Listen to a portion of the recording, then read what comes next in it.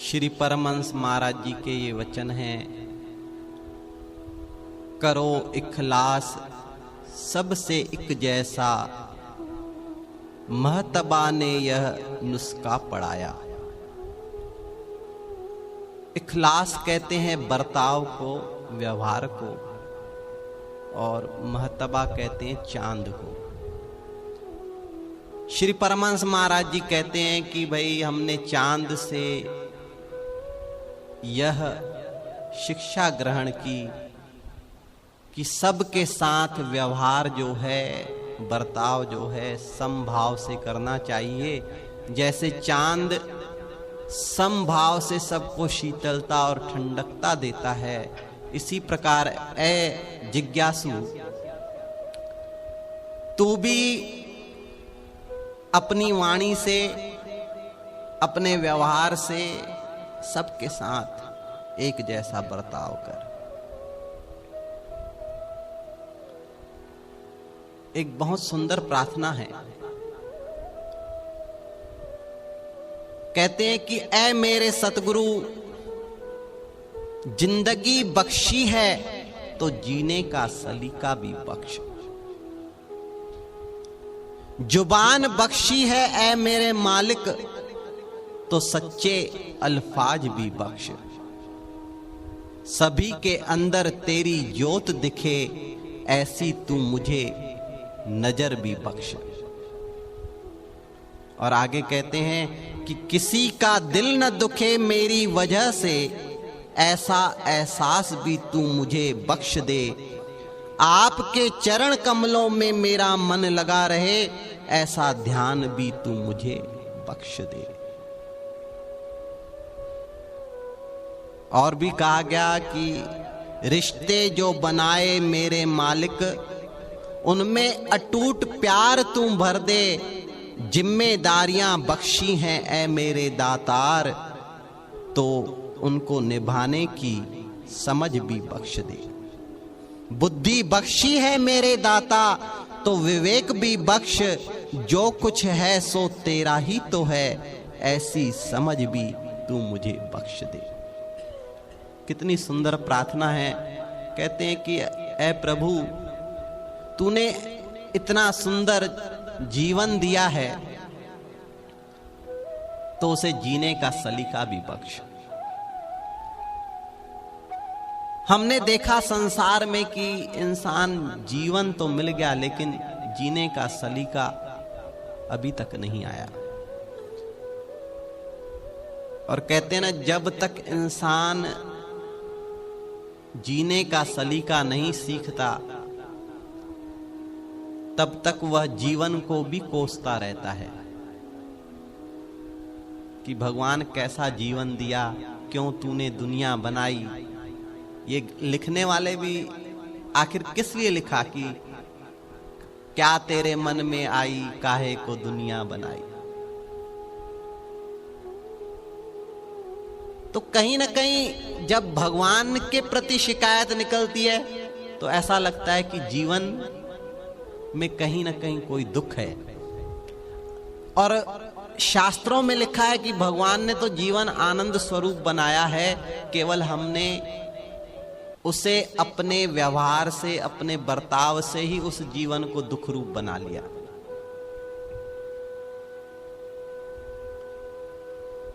अगर हमारा बर्ताव, हमारा व्यवहार अच्छा हो, तो कहते हैं शत्रु भी मित्र बन जाता है। एक सुंदर घटना याद रहती है कि एक बार एक राजा साहब थे, वो संत जी के चरणों में जाया करते थे, महात्मा जी के चरणों में। तो एक बार महात्मा जी ने कहा, राजा साहब, तुम्हारी जो है कल मृत्यु होने वाली है, एक सांप जो है तुम्हें डसेगा आकर के। राजा साहब ने पूछा, महाराज सांप मुझे क्यों डसना चाहता है? तो महात्मा जी ने कहा कि भाई उसका जो पिछले जन्म का हिसाब किताब है वह यह है कि वह तुम्हारा शत्रु है और वह तुम्हें डस करके अपना हिसाब किताब लेना चाहता है। तो राजा साहब ने कहा, फिर स्वामी जी आप कोई ऐसा रास्ता बताएं जिससे कि मैं बच सकूं, कोई तो उपाय होगा आपके पास। तो महात्मा जी ने कहा, उपाय तो है, तुम ऐसा करना, वह सांप जो है तुम्हारे राजमहल के ठीक बाहर एक पेड़ के नीचे उसका घर है, बिंब है, वहां से लेकर के अपने कमरे तक के बढ़िया फूल बिछा देना, जगह जगह दूध के कटोरे रखवा देना, रात को इत्र छिड़कवा देना और अपने पहरेदारों से, सेनाओं से, सबसे कह देना कि सांप जब आए तो कोई भी उसे छेड़े नहीं, कुछ भी ना करे। तुम ऐसा बर्ताव करना जैसे तुम उसके मित्र हो। राजा साहब कहने लगा, ठीक है महाराज। अब वह राजा ने वैसा ही किया, उसने अपने कमरे तक फूल बिछा दिए, दूध के कटोरे रखवा दिए जगह जगह, इत्र छिड़का दिया। अब वह रात को सांप निकला राजा को डसने के लिए, लेकिन क्या देखता है कि मैं जिस रास्ते से जा रहा हूं वहां तो फूल बिछे हैं, खुशबू आ रही है, जगह जगह दूध रखा है। दूध पीता गया, जैसे ही दूध पीता गया सांप के अंदर जो क्रोध भरा हुआ था वह निकलता गया।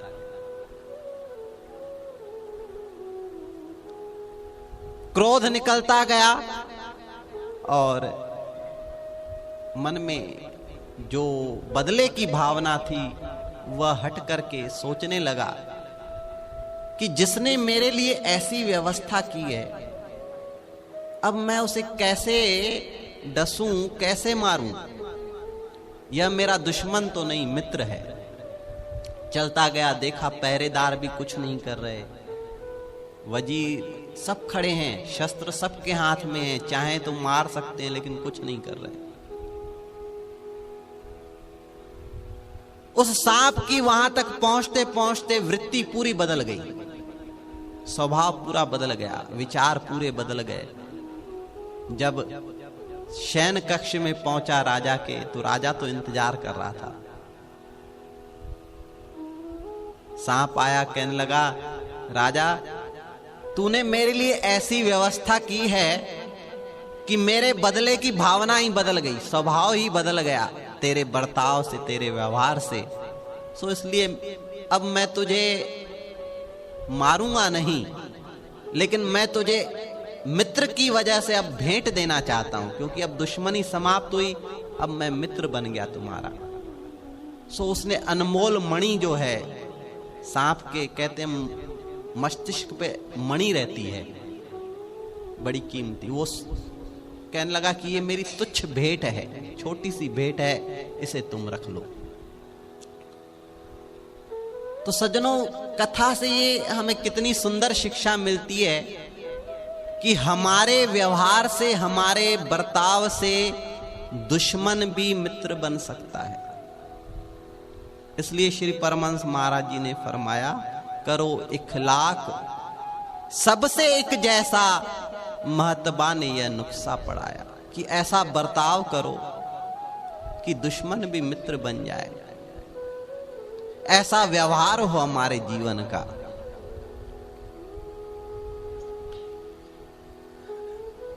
हर पल सजाएं प्यार से हम अपनी जिंदगी, हर पल सजाएं प्यार से हम अपनी जिंदगी, नफरत से इस जहान में हो दूर हर कोई नफरत से इस जहान में, हर दूर को कोई हर पल सजाएं प्यार से हम अपनी जिंदगी, हर पल सजाएं प्यार से हम अपनी।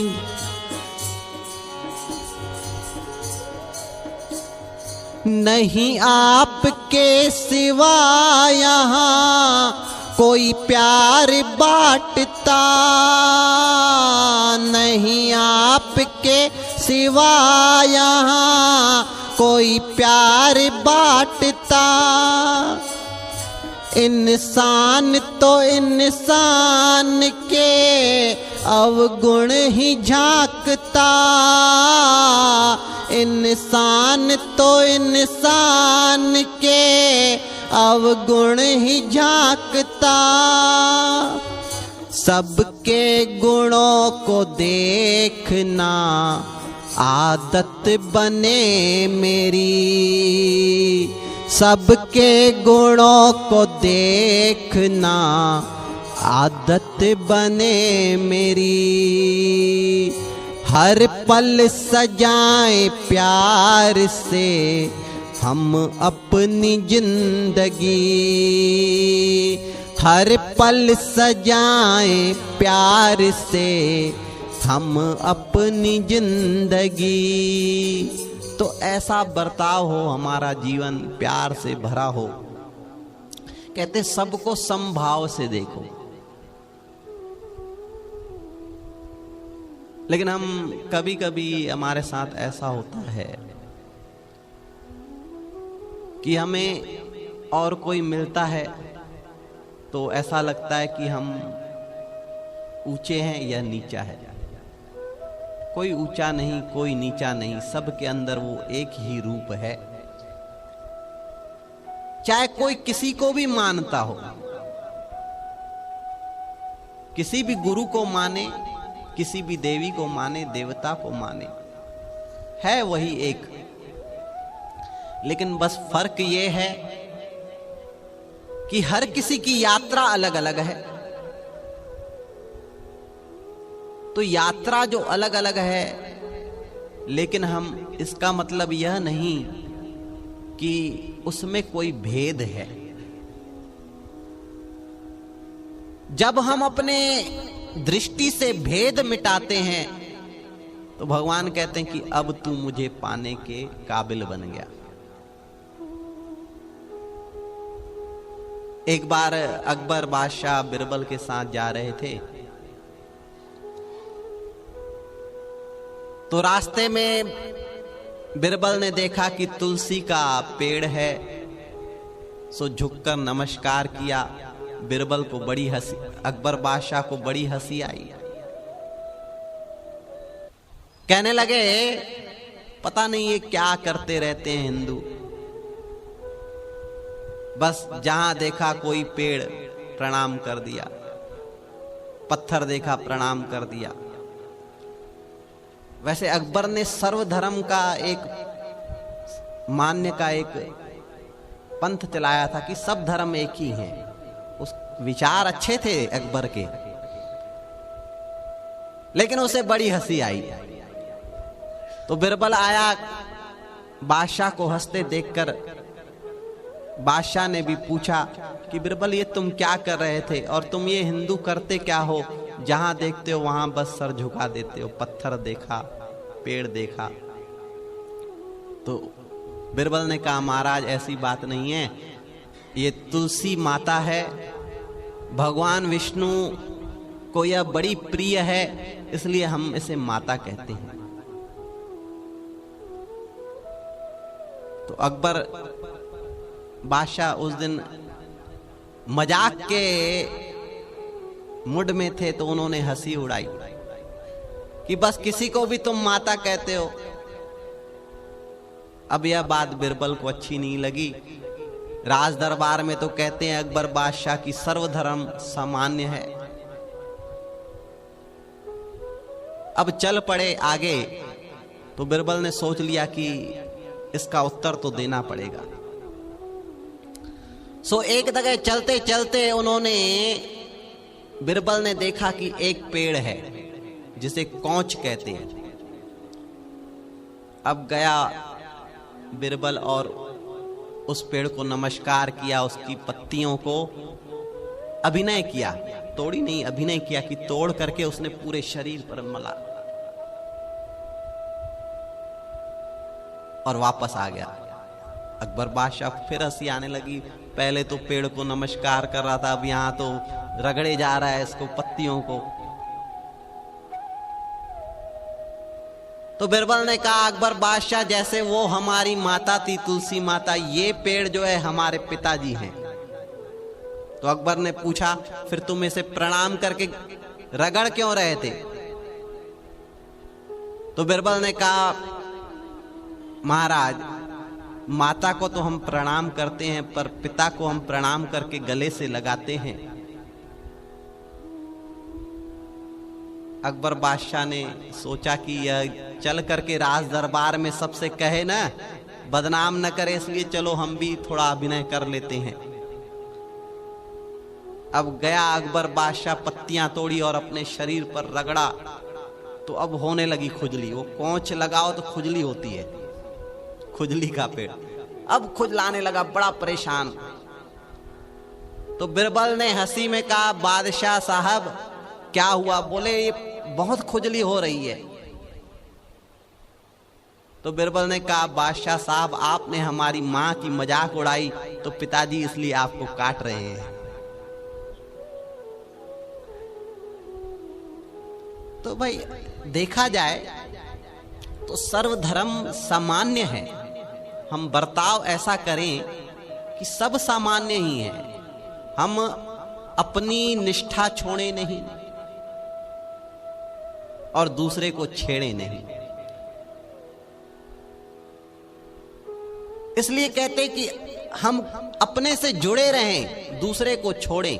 अगर कोई मिलता है और छेड़ता है तो समझो ना समझ है वो, अभी उसे इतनी समझ नहीं आई कि जैसे मिठाई की दुकान पर जाओ तो 4-5 मित्र जाएं, कोई कहे हमें रसगुल्ला चाहिए, कोई कहे जलेबी चाहिए, जिसको जो पसंद, हाँ तुम्हें क्या पसंद है तुम भी ले लो मिठाई, वो कहे भाई हमें बर्फी चाहिए, तो सब बैठ करके खाएंगे। कोई जलेबी खा रहा है, कोई रसगुल्ला खा रहा है, कोई बर्फी खा रहा है, लेकिन खा तो सब मिठाई रहे हैं, मीठा ही खा रहे हैं, शक्कर तो सब में है। अब सबसे पूछो क्या खाया, बोले मिठाई ही खाई, लेकिन रूप अलग अलग है। तो ऐसे ही संसार में परमात्मा ने सबके रूप अलग अलग बनाए, स्वभाव अलग अलग बनाए, लेकिन हम सबके स्वभाव को जान करके अगर ऐसा व्यवहार और बर्ताव करते हैं तो हमारा जीवन प्यार से सज जाता है।